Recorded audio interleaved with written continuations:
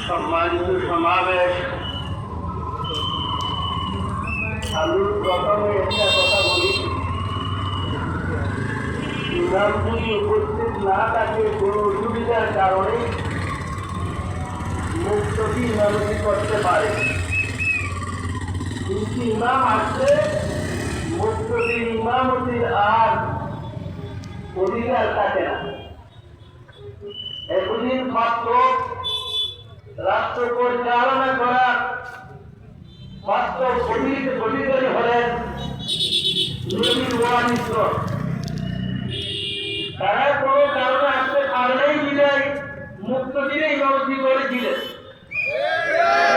এখন আমি মনে করি সত্যিকারের ইমামগণ চলে এসেছে, তাই বাতিলদের অন্তরে কন্ট্রোল শুরু হয়ে গেছে। সেই জন্য তারা আবুল তাবুল কথা বলতে আরম্ভ করে দিয়েছে। তাই যখনই আবুল তাবুল কথা বলছি করুক না কেন, সত্য বিজয় হবে হবে ইনশাআল্লাহ। 34 জুলাইয়ের আন্দোলন হয়েছিল বৈষম্য দূর করার জন্য। শুরুতে একজনের বৈষম্য দূর করার উদ্দেশ্য না প্রতিটি ক্ষেত্রে বৈষম্য দূর করতে হবে, প্রতিটি ক্ষেত্রে দূর করতে হবে। তাই সর্বপ্রথম বৈষম্য দূর করতে হবে নির্বাচন থেকে।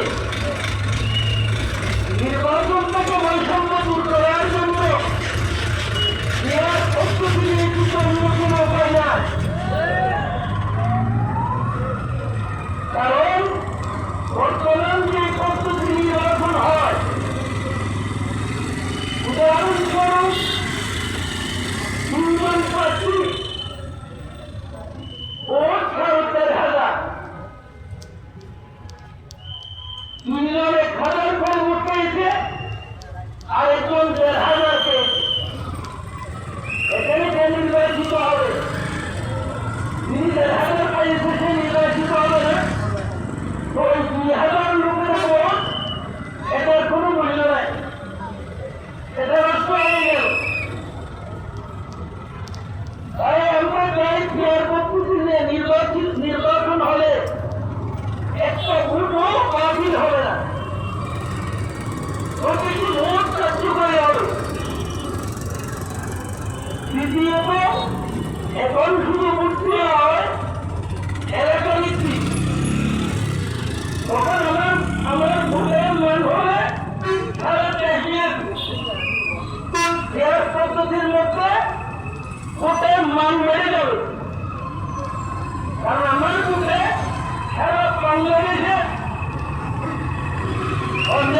নেতৃত্ব গঠন হবে।